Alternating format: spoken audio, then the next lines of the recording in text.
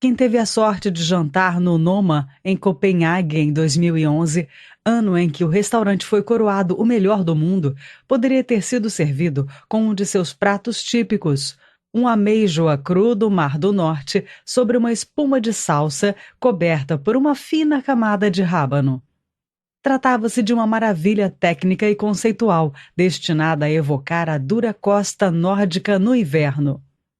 Mas quase mais notável que o prato em si era a bebida que o acompanhava, uma taça de vinho branco notavelmente azedo, produzido em um vinhedo praticamente desconhecido do Vale do Loire, na França, e disponível na época por cerca de $10, algo em torno de R$ 22 a garrafa.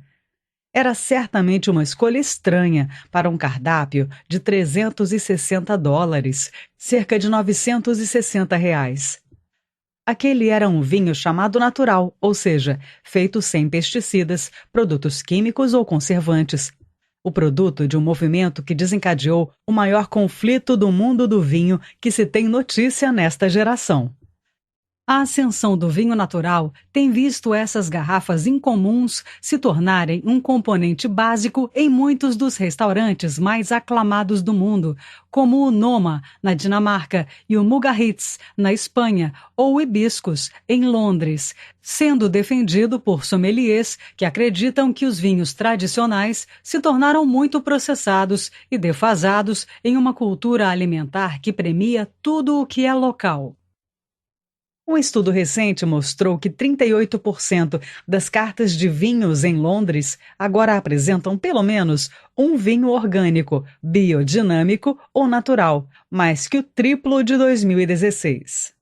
Como afirmou a revista Times, os vinhos naturais estão em voga, com estranhos e maravilhosos sabores que vão atacar seus sentidos com todas as peculiaridades de aromas e gostos que possuem.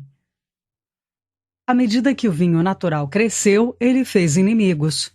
Para seus muitos críticos, é uma espécie de movimento anti-vacina vitivinícola, que enaltece a cidra e falhas vinagreiras que a ciência passou o século anterior erradicando cuidadosamente.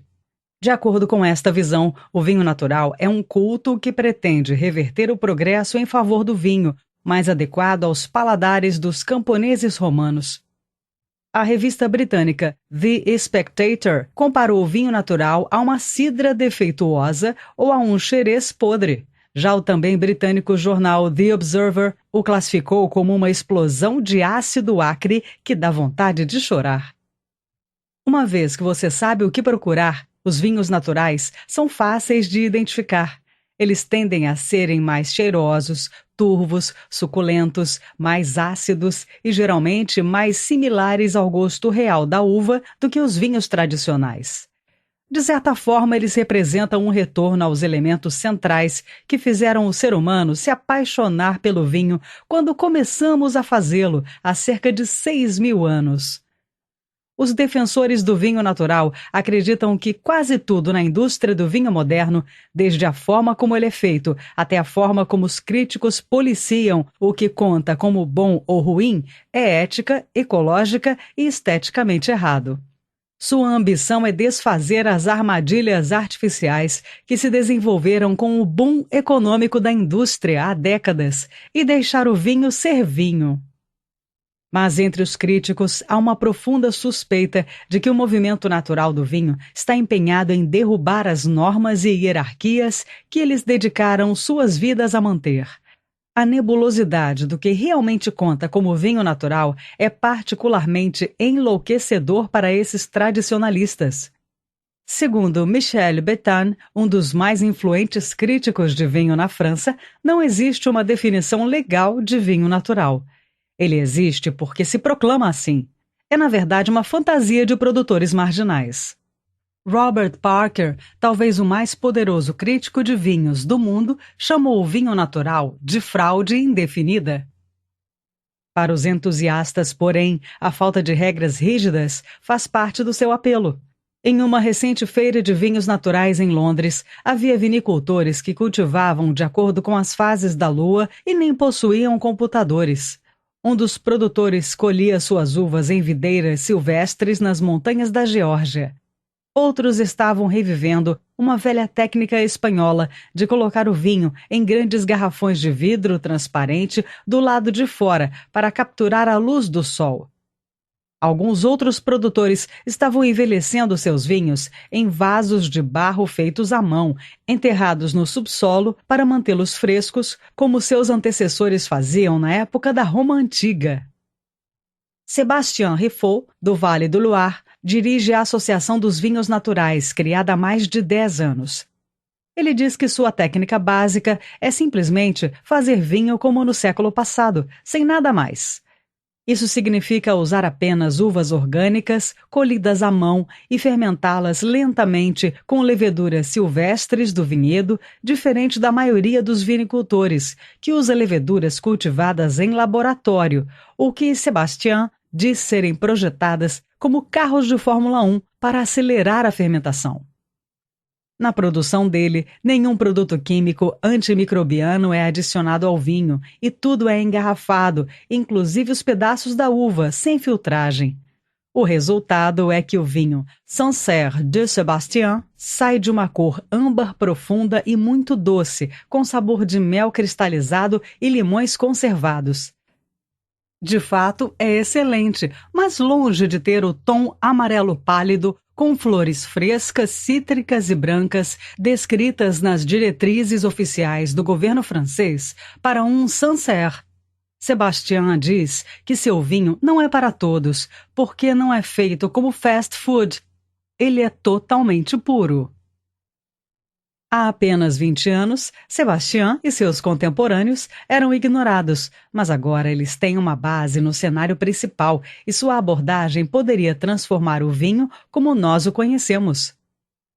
Philippe Pacalet, enólogo natural da Borgonha, diz que costumava brigar, mas entende que, naquela época, as pessoas não estavam prontas para o vinho natural. Mas ele ressalta que os chefes mudam, os sommeliers mudam, gerações inteiras mudam. Agora eles estão prontos.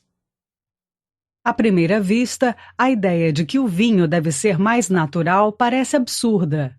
A própria iconografia do vinho, até os rótulos, sugere um mundo plácido de colinas verdes, plantações e vinhedos descendo até a adega para conferir o misterioso processo de fermentação. As uvas chegam a seu copo transformadas, mas relativamente não muito modificadas. No entanto, como os defensores do vinho natural apontam, a forma como a maior parte do vinho é produzida hoje em dia não se parece nada com essa visão de cartão postal. Os vinhedos são encharcados com pesticida e fertilizantes para proteger as uvas, que são uma cultura notoriamente frágil. No ano de 2000, um relatório do governo francês observou que as vinhas utilizavam 3% de todas as terras agrícolas, mas 20% do total de agrotóxicos. Em 2013, um estudo encontrou vestígios de agrotóxicos em 90% dos vinhos disponíveis nos supermercados franceses. Em resposta a isso, um pequeno, mas crescente número de vinhedos introduziu a agricultura orgânica. Mas o que acontece após a colheita das uvas é menos observado e, para os entusiastas do vinho natural, dificilmente menos horripilante. O enólogo moderno tem acesso a uma vasta gama de intervenções, desde leveduras de laboratório sobrealimentadas a antimicrobianos, até antioxidantes, reguladores de acidez, gelatinas filtrantes e máquinas industriais. O vinho passa regularmente por campos elétricos para evitar a formação de cristais de cálcio e potássio. É injetado com diversos gases para aerá-lo ou protegê-lo, ou ainda é dividido em seus líquidos constituintes por osmose reversa e reconstituído com uma relação mais agradável entre seu sumo e o teor alcoólico. Os viticultores naturais acreditam que nada disso é necessário. O básico da vinificação é, na verdade, quase estonteantemente simples. Tudo o que envolve é o esmagamento conjunto de algumas uvas maduras. Quando as leveduras, que vivem na casca da uva, entram em contato com o suco doce em seu interior, elas começam a se empanturrar dos açúcares, liberando bolhas de dióxido de carbono no ar e secretando álcool para a mistura. Isto continua até que não haja mais açúcar e as leveduras tornem o ambiente ao redor tão alcoólico que nem elas conseguem viver nele. Neste ponto, a rigor, é que se tem o vinho.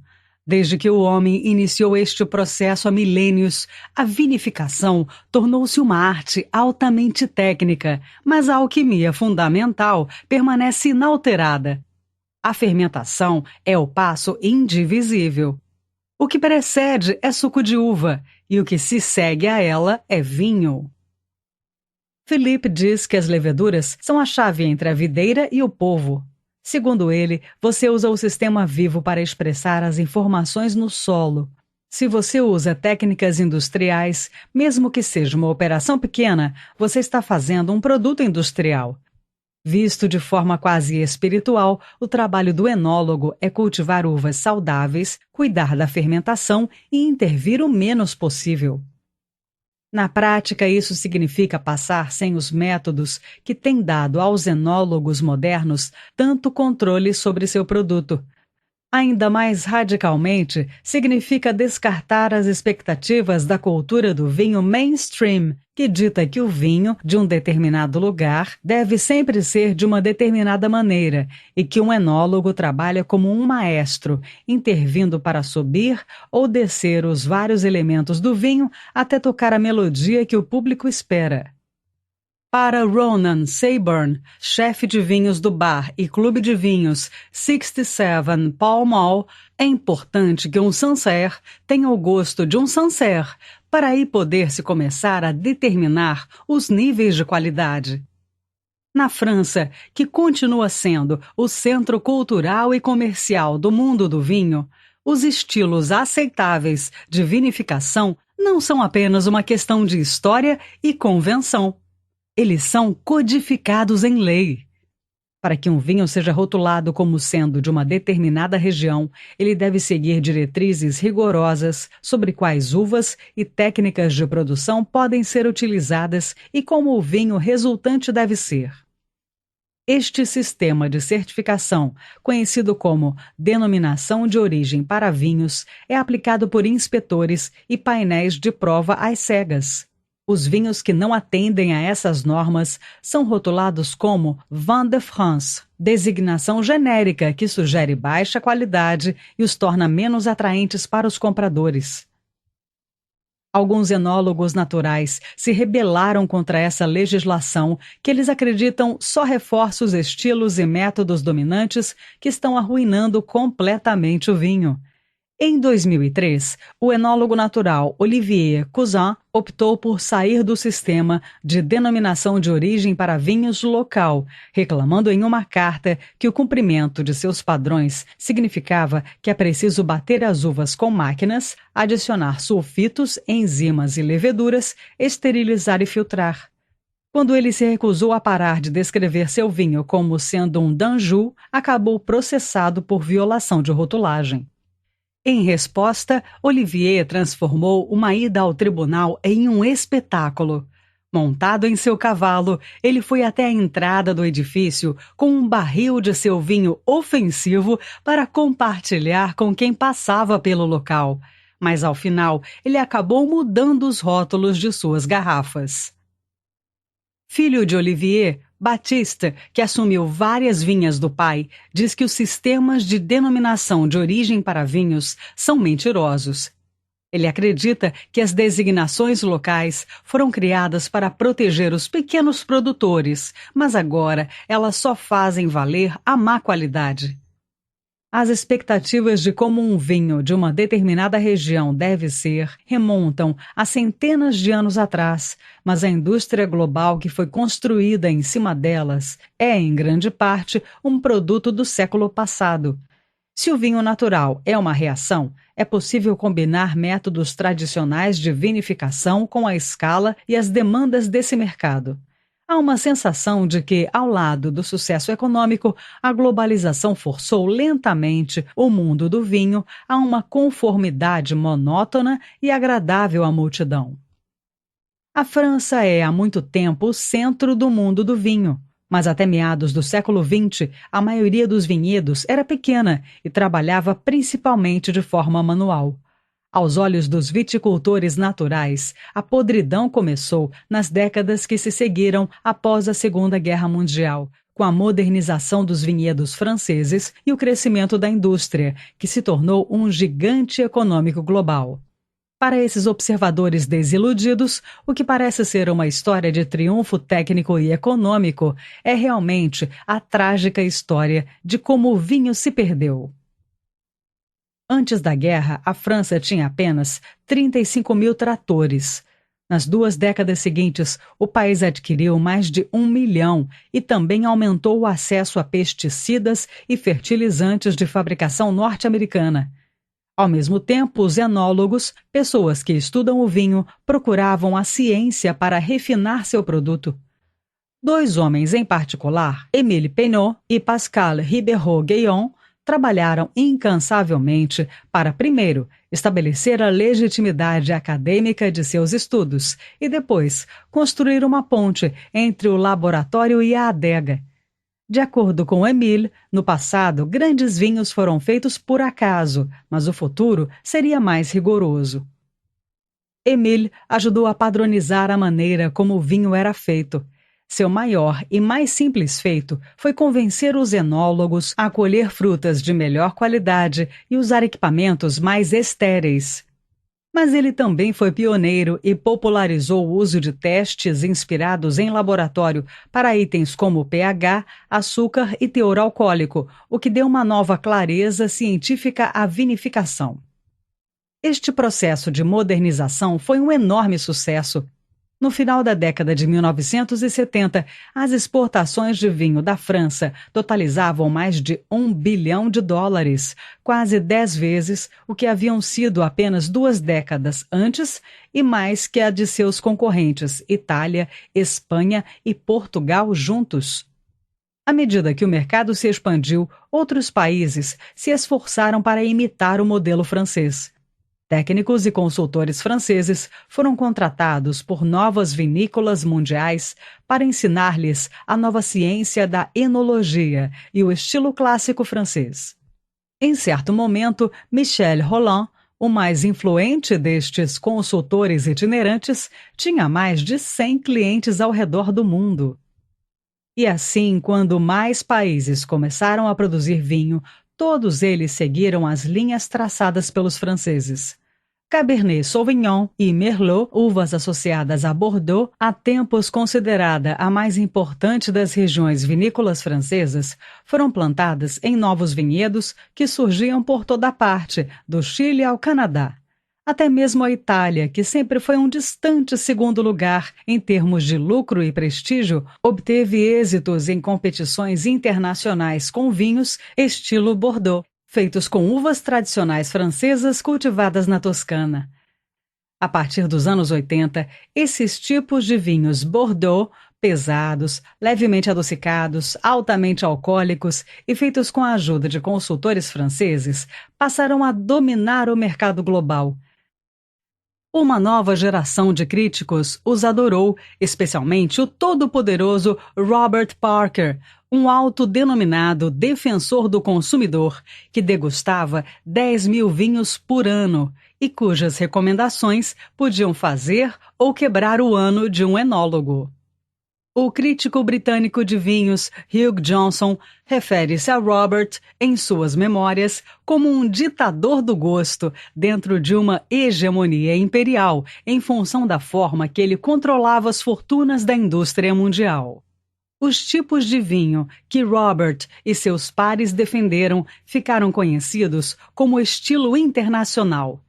Havia uma ponta de desdém nas palavras destinadas a eles, a sensação de que um internacionalismo brando havia cortado a conexão entre um tipo de vinho e o lugar onde ele é feito.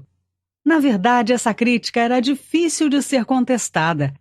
Para dar apenas um exemplo, desde os anos 70, a área dedicada às uvas nativas na Itália diminuiu pela metade, muitas vezes substituída por castas tradicionalmente francesas. No início dos anos 90, a França exportava mais de 4 bilhões de dólares de vinho por ano, mais que o dobro da Itália, e 10 vezes mais que sua nova concorrência, representada por Estados Unidos, Austrália e toda a América do Sul. E quando se tratava de estilo, todos ainda seguiam os franceses. Hoje, mesmo o vinho tinto mais barato encontrado nos Estados Unidos ou no Reino Unido é, de certa forma, uma homenagem a essa vitória, tendo provavelmente sido embebido com lascas de madeira tostada para aproximar os aromas de baunilha e especiarias de um barril francês, e embebido de açúcar e corante vermelho para se aproximar da doçura aveludada e da tonalidade de um bom Bordeaux. Nos anos 90, uma citação atribuída ao enólogo especialista em Bordeaux, Bruno Prats, começou a ser repetida na grande imprensa e entre os investidores de vinho como um mantra sagrado: não existem mais colheitas ruins. Essa foi a implicação que os avanços na tecnologia agrícola e vitivinícola produziram. Eles praticamente conquistaram a natureza. No ano de 2000, o falecido jornalista de vinhos, Frank J. Pryor, declarou no New York Times que o fato é que, na adega e no vinhedo, os enólogos do mundo todo tornaram obsoleta a Carta da Colheita, um registro histórico de que anos são considerados pelos críticos como bons ou ruins para a produção de vinho. Assim como o fim da Guerra Fria levou alguns a declarar o fim da história uma década antes, parecia que a humanidade tinha chegado ao fim do vinho. Não havia nada a fazer a não ser aceitar a nova realidade. Graças à adoção da tecnologia pela indústria, o vinho foi mais abundante, rentável e previsível do que nunca. Mas nos anos 80, assim como o vinho francês estava dando os retoques finais à sua conquista global, começaram a ser ouvidos, entre os enólogos, os agitadores de descontentamento. O projeto do que ficou conhecido como vinho natural vem de Beaujolais, uma linda região de colinas e cabanas de pedras, logo abaixo das encostas da Borgonha propriamente dita. Nos anos 50, a região começou a fazer o Beaujolais Nouveau, um vinho barato e fácil de beber, que era produzido rapidamente e lançado no início da temporada. Foi um grande sucesso. No final dos anos 70, Beaujolais, que tem uma área próxima ao tamanho da cidade de Nova York, estava produzindo mais de 100 milhões de litros de vinho por ano e exportando mais garrafas do que a Austrália e o estado da Califórnia juntos. Apesar de seu sucesso comercial, Beaujolais havia se tornado um péssimo exemplo de técnica de vinificação. O New York Times reclamou de como os produtores pressionavam as videiras para terem o dobro do rendimento recomendado, um processo conhecido localmente como faire pisser la vigne, ou numa tradução livre para o português, fazer a videira mijar. Para conseguir o curto período de produção, os enólogos contaram com leveduras de laboratório para iniciar o processo e grandes doses de enxofre para interromper a fermentação e estabilizar o vinho antes do previsto. Um pequeno grupo de dissidentes locais detestava este estilo de produção. Eles se reuniram em torno de um enólogo chamado Marcel Lapierre, que ao morrer em 2010 foi amplamente elogiado como o papa do vinho natural. Segundo seus amigos, Marcel reclamou que a química havia destruído o sabor do Beaujolais e que seus contemporâneos haviam hipotecado seu futuro ao produzir vinho de baixa qualidade em um ritmo frenético. Ele sentiu que a vinificação estava sendo estrangulada pelas exigências do mercado e pelas restrições do sistema de denominação de origem para vinhos de Beaujolais.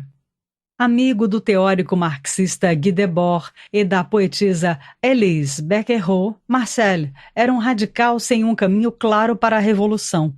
De acordo com o sobrinho e companheiro enólogo de Marcel, Philippe Pacalet, o que ele queria era propor um vinho diferente, que respeitasse a ele mesmo e as pessoas que o bebem. O que eles aprenderam foi uma ideia herética de uma fonte improvável. Em 1980, Marcel conheceu Jules Chauvet, um sofisticado, mas simples comerciante de vinhos local, que há anos vinha fazendo pequenas quantidades de vinho sem aditivos. Jules, que havia treinado como químico e publicado amplamente sobre fermentação, acreditava que uma levedura silvestre saudável e diversificada da mesma vinha que as uvas produzia os buquês mais complexos e desejáveis de um vinho. O dióxido de enxofre é um potente antimicrobiano e Jules escreveu que considerava este e outros aditivos um veneno que restringia suas amadas leveduras. As regras de Jules para a vinificação vinham de sua obsessão com a fermentação e eliminação de produtos químicos. As uvas tinham que ser saudáveis e livres de agrotóxicos para cultivar o fermento selvagem. Além disso, a vinificação tinha que ser lenta e extremamente cuidadosa, porque sem conservantes, qualquer pedaço de fruta podre ou equipamento impuro poderia arruinar todo o processo. Philippe diz que Jules forneceu as regras e a base científica do vinho natural. É difícil ter a dimensão do quão ridículo tudo isso parecia na época. Nos anos 80, fazer vinho sem enxofre era como escalar uma montanha sem cordas.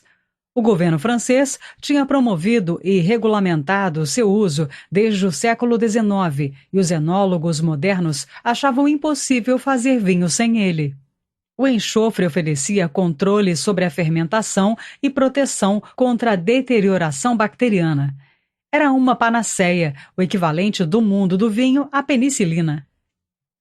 As chances de se fazer um vinho decente sem enxofre pareciam pequenas, mas Marcel e seus amigos persistiram.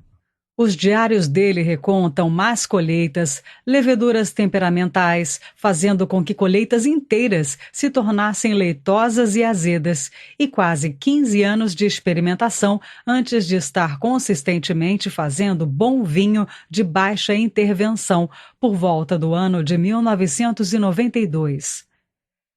Tendo provado que podiam fazer o impossível, Marcel e seus amigos conseguiram um estranho sucesso, parecido com o de uma banda que sustenta um som vital totalmente fora do mainstream geográfico e cultural. Localmente, eles eram vistos como excêntricos. Mas a banda de enólogos naturais de Marcel cultivava um pequeno grupo de seguidores dedicados em Paris e no exterior, que estavam dispostos a disseminar suas ideias. O importador americano de vinhos, Kermit Lynch, disse à revista The Wine Spectator, em 2010, que quando provou o vinho natural nos anos 90, quase levitou e via naquele momento que o espírito de Jules ainda está vivo. Os japoneses também se entusiasmaram com os primeiros convertidos. Eles, inclusive, foram os primeiros grandes clientes que tinham bom gosto e pagavam bem, segundo Olivier Cousin. Marcel não foi a única pessoa a tentar fazer vinho sem enxofre. Vários enólogos em toda a França e Itália estavam experimentando formas semelhantes, mas alguma combinação de dedicação, junto com a habilidade pessoal como enólogo e o teor científico, fizeram o processo de Jules ressoar. Depois de anos de obscuridade, o trabalho de Marcel foi justificado pela pontuação de outros enólogos que usaram seu protótipo para formar um movimento solto, libertar-se da convenção e tornarem-se os bárbaros às portas do mundo do vinho. Nos anos 90, quando o cenário do vinho natural foi além de Beaujolais, se espalhando por toda a França e Europa, assumiu um caráter alegremente antimoderno. Muitos enólogos abraçaram o hiperlocalismo, plantando castas nativas há muito fora de moda e adotando técnicas arcaicas de produção. Um grupo do Vale do Loire empurrou o misticismo para a vanguarda através do interesse pela agricultura biodinâmica, inventada quase um século antes pelo filósofo ocultista austríaco Rudolf Steiner. Isso envolveu a promoção da biodiversidade na vinha, mas também o enterro de chifres e vísceras de vacas para formar antenas cósmicas no solo, reavivando o que quer que seja que dê vida e astral, de acordo com Rudolf. Durante muito tempo, o vinho natural parecia destinado a permanecer como um subgênero rústico, mas a partir do final dos anos 2000, algo mudou e o vinho natural começou a aparecer nos cardápios do Brooklyn, no leste de Londres, e nos bairros hippies de Copenhague e Estocolmo. Este novo tipo de vinho se ajustou perfeitamente a uma revolução mais ampla no paladar, pois termos vagos como natural e artesanal tornaram-se palavras de sofisticação e os consumidores se viram querendo jantar em restaurantes rústicos e decorar suas casas com madeira de demolição e acessórios industriais. O que já foi a paixão de um grupo de vinicultores excêntricos do leste da França, de alguma forma, se tornou tendência. Os conhecedores de vinho de Londres começaram a notar o estilo por volta de 2010 e não sabiam o que fazer com ele. De acordo com Ronan Sayburn, do 67 Pall Mall, a definição era muito vaga. Poderia-se ter um vinho muito bom feito dessa maneira, mas também um que era simplesmente horrível, com gás, borbulhante e fedorento. A imprensa sobre vinhos tendeu a descrever o vinho natural como se fosse um campo minado, com algumas escolhas seguras e convencionais, no meio de várias garrafas explosivamente ruins. Ao escrever o artigo Seja Cauteloso na Feira do Vinho Natural, em 2011, a crítica de vinhos do jornal britânico The Telegraph, Victoria Moore, aconselhou os leitores a não cometer o erro de pensar que só porque um vinho tem um sabor diferente ou inesperado, isso significa que ele é bom. No início de 2011, quando a insurgência do vinho natural estava crescendo, Ronan convidou Doug Ragg, do Le Cave de Pyrénées, um dos maiores importadores de vinho natural do Reino Unido, para dar um relato do estilo a um círculo da elite do vinho do país em um pequeno bar no oeste de Londres. Entre as 12 pessoas presentes estava Isabelle, a sommelier do restaurante The Fat Duck, o chefe Reston Blumenthal e Jancis Robinson, crítico de vinhos do Financial Times, que assessora as adegas da Rainha Elizabeth. O grupo incluiu ainda 8 dos 170 mestres sommeliers do mundo e 3 dos 289 mestres do vinho, graduados em programas profissionais extenuantes que podem levar décadas para serem concluídos e produzir os grandes mestres do mundo do vinho. Entre os vinhos apresentados por Doug, houve alguns sucessos. Um fino e fresco Jura Chardonnay, de Jean-François Genevard, foi bem recebido, menos que um gamay picante, apimentado e levemente suado do sudeste do Loire, que mais de uma pessoa notou cheirar a acidez volátil, ou VA, abreviatura crítica para uma variedade de ácidos que cheiram a vinagre. Não foi a degustação mais polêmica de Doug. Em outra oportunidade, ele fez uma degustação de vinhos cujas garrafas cheiravam como os fundos de um curral, conforme informou Jay Rayner, crítico de gastronomia do Observer. Entretanto, as principais dúvidas dos céticos, a de que os vinhos naturais eram extremamente inconsistentes, difíceis de definir e não se alinhavam com os estilos tradicionais, permaneceram. Havia também a sensação entre os participantes de que, como a dieta paleolítica ou probiótica, o vinho natural era, na melhor das hipóteses, uma tendência e, na pior das hipóteses, um culto, cujos adeptos eram propensos ao fanatismo. Doug, ele próprio um verdadeiro entusiasta do vinho natural, não era o mais indicado para convencê-los do contrário. No entanto, as próprias queixas dos críticos sobre o vinho natural são as mesmas coisas que agora garantem o seu sucesso. Em 2007, os sociólogos da Universidade de Toronto, José Johnston e Xion Bowman, publicaram um artigo de referência, argumentando que à medida que a influência da alta cozinha francesa declinou ao longo do século XX, surgiu uma tradição mais pragmática, igualitária e enraizada nos Estados Unidos. Analisando milhares de artigos na imprensa, eles mostraram que as qualidades da autenticidade, incluindo a especificidade geográfica, a simplicidade e a conexão pessoal, dominaram a escrita alimentar contemporânea. A autenticidade passou a ser empregada para proporcionar distinção sem esnobismo ostensivo. A inconsistência, a impureza, os cheiros fortes, os pedaços de caules e leveduras que às vezes chegam à garrafa, tudo isso sinaliza para o consumidor que o vinho natural é uma alternativa à perfeição branda e monótona dos produtos comerciais, da mesma forma que ligeiras assimetrias distinguem os móveis feitos à mão. O vinho natural oferece uma imagem de nada para esconder aqui, em desacordo com a cultura abafada do mundo tradicional do vinho. Para muitas pessoas, para as quais uma carta de vinhos de restaurante representa uma combinação infernal de geografia, história e teste de química, especialmente concebida para fazê-las sentirem-se estúpidas, há algo muito atraente em ocultar a hierarquia crítica, ou pelo menos sentir que ela pode ser ignorada. Doug diz que quando se decide que a consistência é menos importante, se está mais livre na maneira como se saboreia. Assim, ao invés de procurar falhas, se toma o que o vinho lhe dá.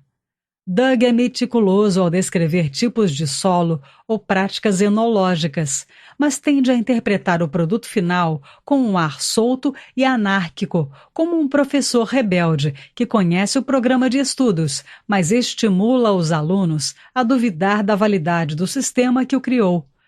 Ele diz que os clientes vão comentar que o vinho da safra de 2015 não é como o de 2014, e ele vai responder que é assim porque são de anos diferentes e que o enólogo que o estava cultivando o fazia honestamente, não tentando manipular o vinho para alguma ideia de qualidade. Eles sempre serão diferentes. Uma vez aceitas as premissas do vinho natural, de certa forma, tudo é válido, tudo é tão bom quanto todo o resto. Os limites rígidos se suavizam com o tempo. O vinho natural não pode permanecer segregado em seu próprio mercado para sempre. Há vinicultores naturais que querem se expandir e vinicultores mainstream ansiosos para aprender com a popularidade do vinho natural junto aos jovens que estão tão interessados em cerveja artesanal e outras bebidas alcoólicas quanto no vinho. Isabelle Legeron, uma influente sommelier e escritora, disse que sua visão para o futuro do vinho natural era se afastar dessa imagem de exóticos que não têm ideia do que estão fazendo. Ela gostaria de mais transparência e padrões mais claros sobre o que realmente vai no produto, algo que ela acha que favorece o processo livre de químicos do vinho natural. Jay Rayner, que não é nada fã de vinhos naturais, traçou um paralelo entre o vinho natural e o sucesso do movimento dos alimentos orgânicos. Apesar de sua enorme visibilidade, os alimentos orgânicos ainda representam apenas uma fração do mercado total, mas sua ascensão tem proporcionado um contraste e uma crítica ao mundo dos alimentos convencionais que não pode ser ignorado. Como resultado, o mainstream se tornou um pouco mais orgânico.